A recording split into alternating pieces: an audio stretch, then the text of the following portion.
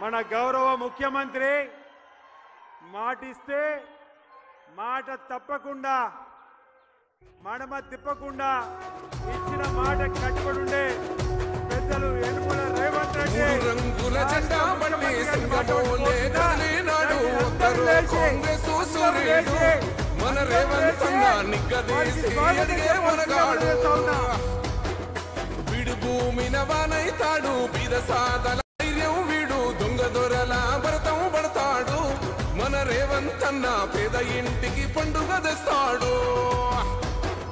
సోనియమ్మ దేవనతోని రాహులన్న సైనికుడయ్యి పెద్ద కొడుకై యుద్ధం చెయ్య సిద్ధమాయే రేవంత్ అన్న రంగుల జెండా బట్టి సింగమోలే కాలినాడు ఒక్కరో కాంగ్రెస్ సూర్యుడు మన రేవంత్ అన్న నిగ్గదీసి అడిగే మనగాడు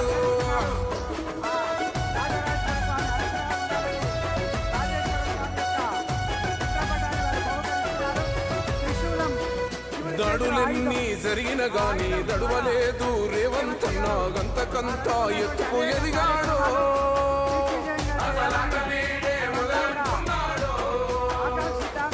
ఒక్కనాడు ఊపోలేదు ఒక్కడయ్యి కొట్లాడాడు అందుకే పెద్ద నాయకుడయ్యాడు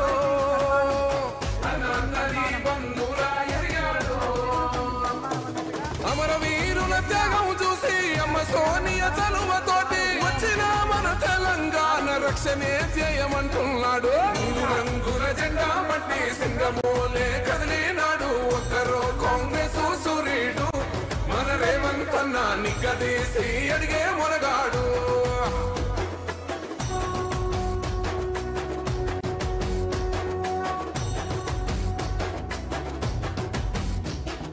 ఓహమంటూ లేనివాడు అందరినీ కలిపేటోడు ఆనాటి రోజులు తెస్తాడు మన ఆశలన్నీ తెచ్చే నాయకుడు ఇందిరమ్మ రాజ్యం మళ్ళీ రేవంతు వల్లే సాధ్యం మన వంతుగా గన్నకు తోడుందా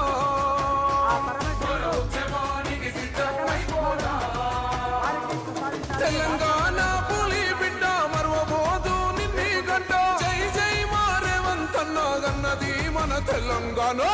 రంగుల జెండా బట్టి సింగమోలే కదిలినాడు ఒక్కరో కాంగ్రెస్ సూర్యుడు మన రేవంత్ అన్న నిగ్గదీసి అడిగే మునగాడు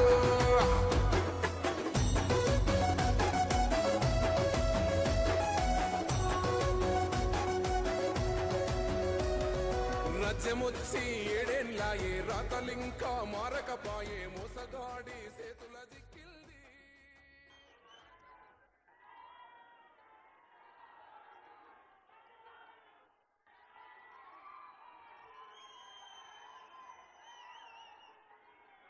జై ఇందిరమ్మ. మిత్రులారా,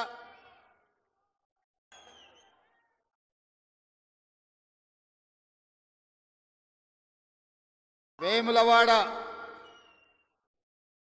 రాజన్న సాక్షిగా ఈరోజు మీ అభిమాన నాయకుడి అధ్యక్షతన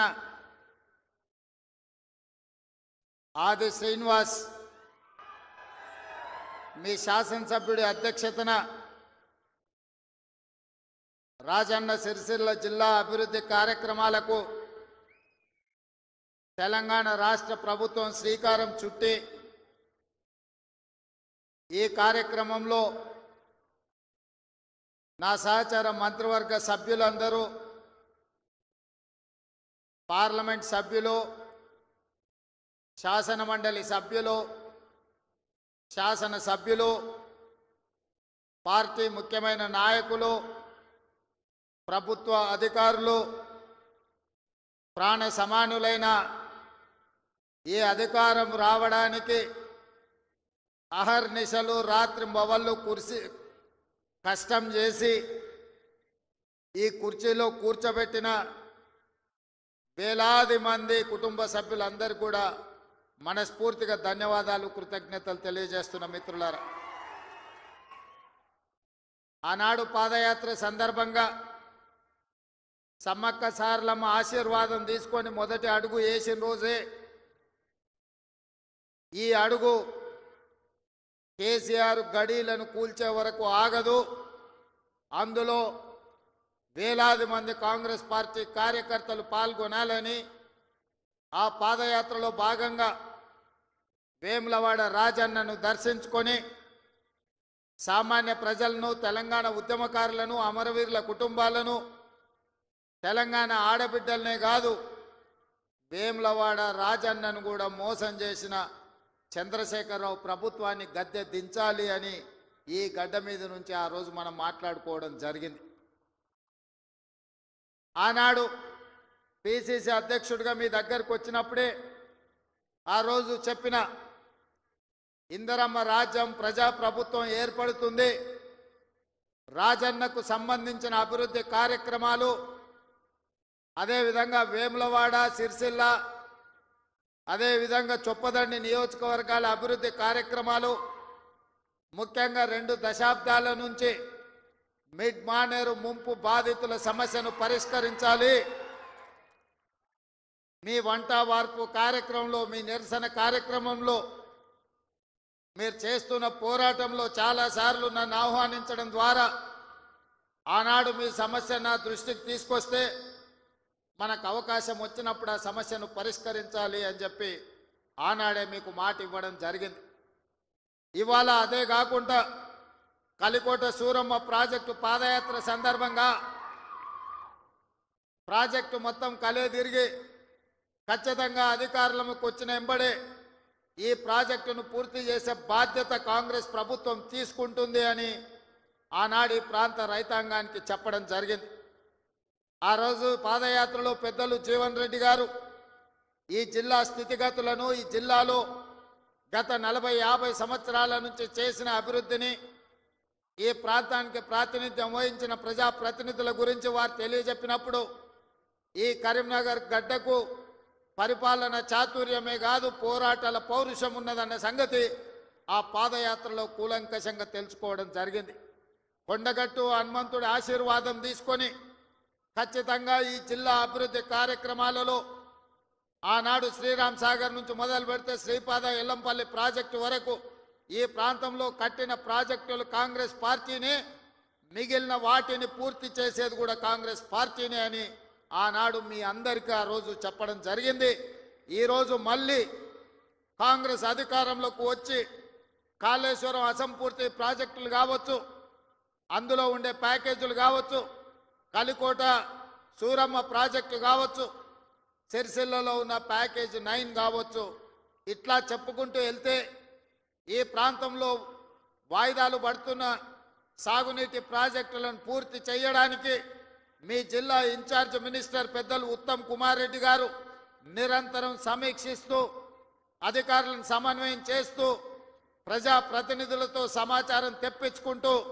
ఈ జిల్లా మీద ప్రత్యేకమైన శ్రద్ధ కనబరుస్తున్నారు. వారు సాగునీటి పారుదల శాఖ మంత్రి కాదు, వారు ఈరోజు కరీంనగర్ ఉమ్మడి జిల్లాకు వారు ఇన్ఛార్జి మంత్రివర్యులు. తప్పకుండా కరీంనగర్ జిల్లా ప్రజలకు నేను ఒక మాట ఇవ్వదలుచుకున్నా, 100% ఈ నవంబర్ 30 తారీఖు లోపల మళ్ళీ ఉత్తమ్ కుమార్ రెడ్డి గారు మీ జిల్లాకు వచ్చి ఈ జిల్లాలో ఉన్న సాగునీటి ప్రాజెక్టులు అసంపూర్తిగా ఉన్న వాటిని అన్నిటినీ సమీక్షించి ఎంత కాలంలో పూర్తయితాయి, ఎంత నిధులు కావాలి, మన ప్రభుత్వం ఆ ప్రాజెక్టులను ఎలా పూర్తి చేస్తుందో పెద్దలు ఉత్తమ్ కుమార్ రెడ్డి గారు మీ ఎమ్మెల్యేల సలహాలు సూచనలు తీసుకొని తప్పకుండా ప్రాజెక్టులను పూర్తి చేయడం జరుగుతుంది అని చెప్పి నేను ఈ వేదిక మీద నుంచి చెప్పదలుచుకున్నా. అదేవిధంగా మిత్రులారా, కరీంనగర్ జిల్లా గురించి నేను కొత్తగా చెప్పాల్సిన పని లేదు. ఆనాడు